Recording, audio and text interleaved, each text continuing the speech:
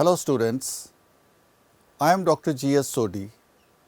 Today I bring you to the last learning module in BSc Forensic Science of paper Forensic Ballistics on behalf of the content writers, myself and Ms. Tulika Banerjee on an important unit which is Reconstruction of Scene of Crime in Firearm Cases, in which we will discuss about crime scene reconstruction with respect to accidental, murder, self-defense and fake injuries. We will also discuss about multiple shot suicide and various other factors important for reconstruction of crime scene. We will then wind up this module with case studies.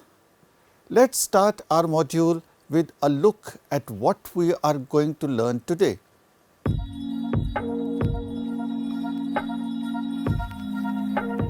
Crime scene reconstruction is the process of determining or eliminating the events and actions that occurred at the crime scene through analysis of the site patterns, the location and position of the physical evidence, and the laboratory examination of the physical evidence. Reconstruction not only involves scientific scene analysis, interpretation of the scene pattern, evidence and laboratory examination of physical evidence, but it also involves systematic study of related information and logical formulation of a theory. Deaths caused by firearms may be classified into three types, which are suicidal, homicidal and accidental. There are no single characteristic appearances, position or types of gunshot wounds that define the exact manner of death, as crime scenes may be manipulated either deliberately or accidentally, which may mislead the investigating officers, that is IOs.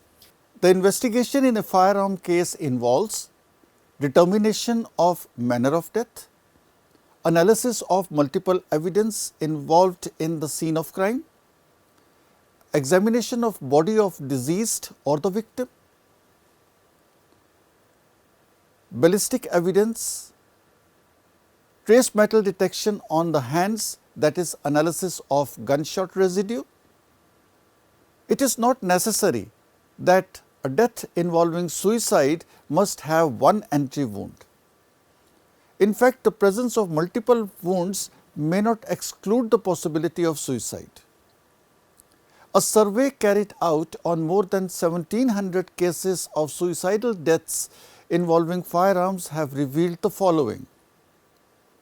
First, on the basis of type of firearms used, revolver has been used in more than 50% cases, automatic pistols in 19.5% cases, rifles in 30% cases, while the other firearms in 0.7% cases.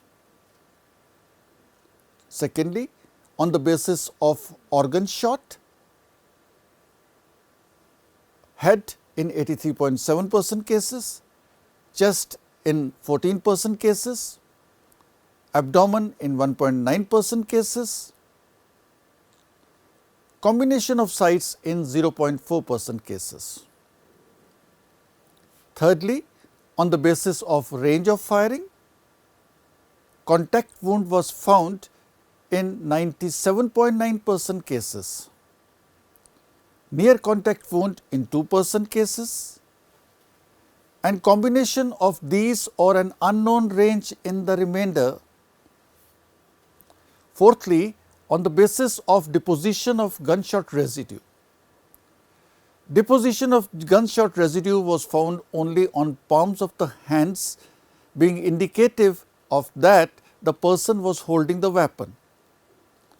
While in those cases where location is on the back of either one or both hands, it indicated that the person fired the weapon.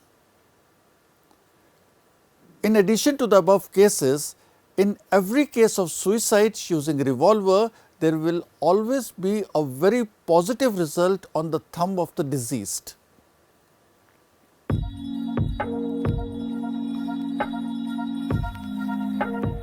Multiple shot suicides engender controversy due to the belief that it is impossible as the body gets limped after the first shot. This is a mistaken belief. Instant incapacitation occurs only due to cessation in the functioning of the central nervous system via direct disruption of brain stem tissues.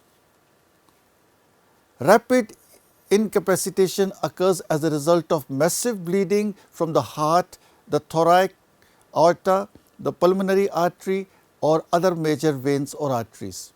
This could take 5 minutes or more. However, delayed incapacitation can also occur. This results from the damage to the major organs which include lungs, kidneys or liver. With such damage to internal organs, total incapacitation can take a considerable period of time. Multiple suicidal wounds, though rare, may be found in cases where death occurs due to rapid or delayed incapacitation. For example, in one case, an Australian national shot himself in the back 7 times with a .22 caliber rifle, and it has been conclusively proved to be a case of suicide. In another case, a police officer shot himself 5 times in the chest with a .38 inches Smith & Wesson revolver. It was proved beyond doubt that it had been a case of suicide. The contact shots from handguns though cause severe injuries, yet they do not burst open the head or the skull, a contrast to rifle or shotgun injuries. However, large caliber and heavy powder charge in rare cases may simulate blast type shotgun injuries.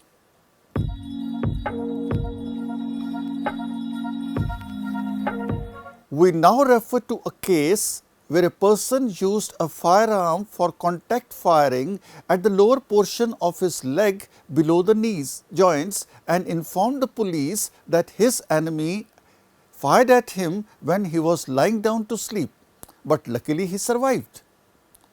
Examination of the scene of crime and its construction revealed the following facts which proved that the allegation was fake.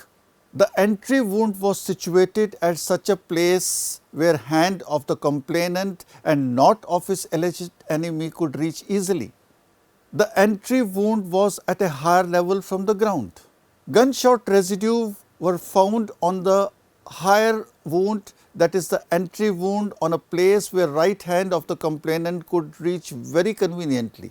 If a shooter would have fired a bullet, he would have done it on the vital part of the body and from a distance which would not have resulted in gunshot residue like burning of skin marks on the barrel, pink coloration of skin and others, but they were detected at entry wound. The exit wound and entry wound could be identified by GSR particles.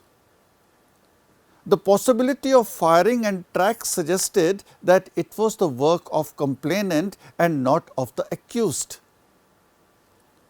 Gunshot residue particles were detected on the hands of the complainant and were completely absent on the hands of the alleged enemy.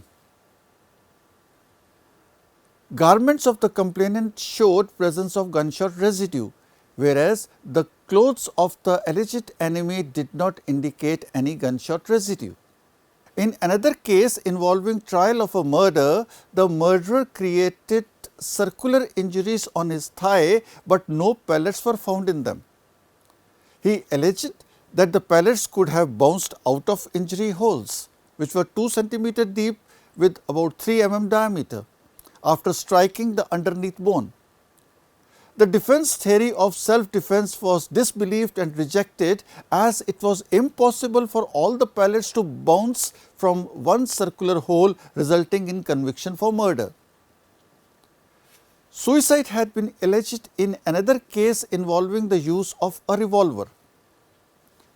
The theory of suicide got rejected by an expert on the following facts while reconstructing the crime scene during its examination. The projectile, after coming out of the body, was resting near the muzzle of the firearm, whereas dent made by the bullet was found at a different site. The revolver grasped in cadaveric palm had a live cartridge, contrary to the fired one. The examination or reconstruction indicated that suicide theory is definitely wrong, as it constricted material scientific facts and is in fact a case of murder. Importance of reconstruction of occurrence, reconstruction of crime scene in firing cases is increasing day by day. This is due to the fact that courts are accepting linkage of the fired ammunition in respect of firearms used as beyond doubt and as definite evidence when the opinion is expressed by a ballistic expert. This leaves no scope for discussion by the defense, even if it is claimed that the shooting was carried out in self-defense. The other grounds could be shown as shooting to be an accidental one or a suicide rather than a homicide. This results in shifting defense counsel's cross-examination from identification problems to such possibilities with certain hypotheses which need to be verified. Reconstruction of an occurrence helps to achieve the following objectives. 1. It establishes the nature of corpus delicti. 2. The veracity of a given version to ascertain whether the hypothesis of prosecution is correct or not.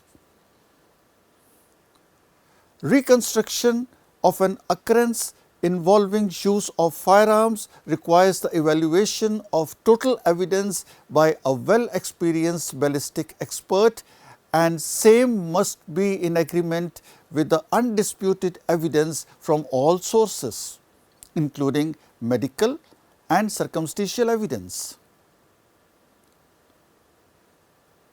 The expert must have careful evaluation of the following before he can reconstruct the occurrence: scene of occurrence, photographs of the crime scene and video film of the scene if possible, post-mortem or medical legal reports of the victim and suspect, clothes of the victim, arms and ammunition used in the incident. We now come to the photography of the scene. For the reconstruction work, all the components of the crime scene ought to be photographed. In an alleged case of suicide, the body of the victim was found on the bed. The revolver was found held in her right hand and the bullet lying close to the muzzle of the firearm. During reconstruction, the bullet was deemed to have passed through the head. In that case, it should not have rested near the muzzle. A visit to the scene of crime by the expert revealed many odd facts, like the revolver used in the case had a live cartridge instead of a fired one. Blood stains had been washed at a few places. On the basis of the material contradictions between the photograph and the exhibits, the suicide theory was suspended because of the relative impossibility, and hence investigation of murder was initiated. We now come to the clothes of the victims.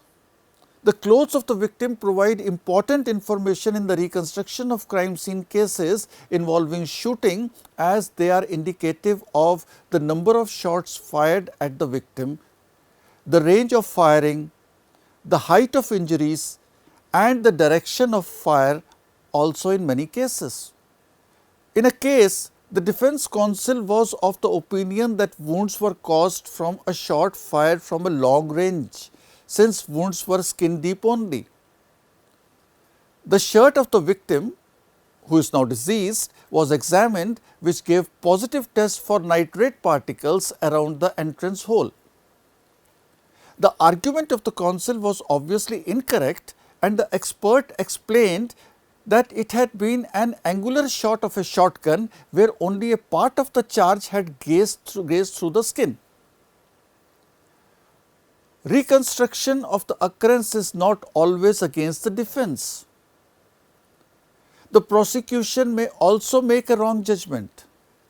In a prosecution story, the victim was hit by 2 shots fired by 2 persons, one from the back and the other from the right side, since number of injuries on the body of the deceased were 3, one on the left side, the other on the right side and the third on the back. The examination of the clothes revealed that injury on the back was certainly an entrance wound. There was no other hole on the shirt. The only possibility could be that all the 3 injuries had been caused by one and the same shot, entrance from the back side and 2 exit wounds on the 2 sides due to direction of the back shot charge. Thus, the reconstruction revealed that a second shot was fired from right side could not be upheld. Then the postmortem report. A postmortem report or medico legal report is one of the most important items in the reconstruction of crime. It indicates number of shots fired, range of the shots, direction of fire, nature of firearms involved, types of ammunition used.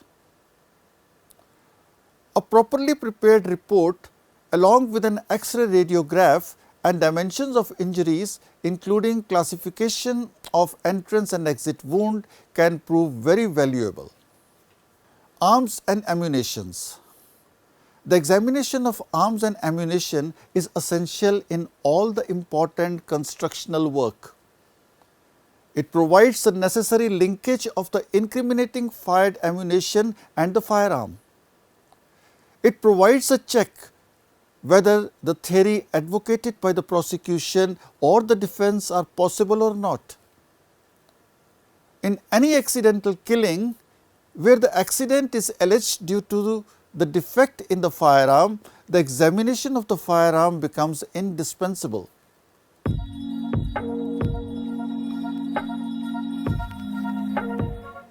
The first one. In an alleged suicide case, the police recovered a .32 revolver from the scene of occurrence. The bullet recovered from the victim's body was that of .38 caliber. This could not have been fired from the recovered firearm. In another case, a felt cushion pad was recovered from the body of the victim, whereas the cartridge case allegedly recovered from the scene of occurrence was different as it had paper cushion pads. Second case.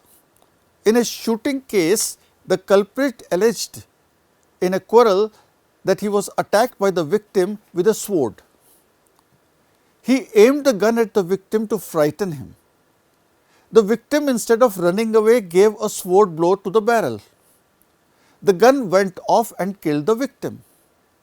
The gun and the sword were examined. The gun carried a cut mark on its barrel. Consequently, the defense version looked sound. The mechanism of the gun was checked and no defect could be discovered. However, as a matter of routine, the defense version was enacted without loading the gun. The gun was cocked and held in a firing position by one person. It was given a hard blow with a sword by a second person. The hammer did not fall. The gun did not go off. The process was repeated about half a score times. Not only the gun did not fire, but another interesting observation was also made. The edge of the sword coming in contact with the gun folded. Further, it did not produce a cut mark on the barrel. The folding of the edge and non-production of the cut mark completely falsified the defense version. The impossibility of the defense version was intimated to the investigating agency.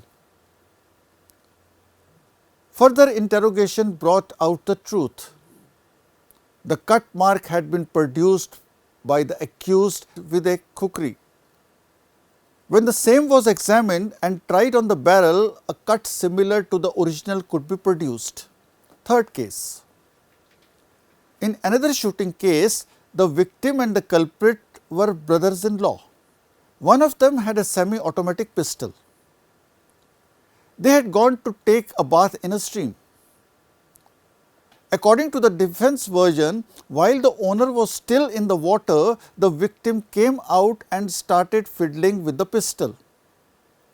On seeing this, the owner got worried. He came out running and started snatching the pistol. It went off and killed his brother-in-law. The police did not place any credence on this theory to start with. They apprehended him for murder. The accused continued pestering the authorities for the wrong which was being committed against him. At last, the expert evidence was called in. When the firearm was checked, it showed a peculiar characteristic defect. The safety lever of the pistol was in the grip. The person firing the pistol had to press the lever with his palm before pressing the trigger. If the trigger was pressed without pressing the lever, it would not fire. Later, if the lever was pressed, it would fire whether the trigger was pressed again or not.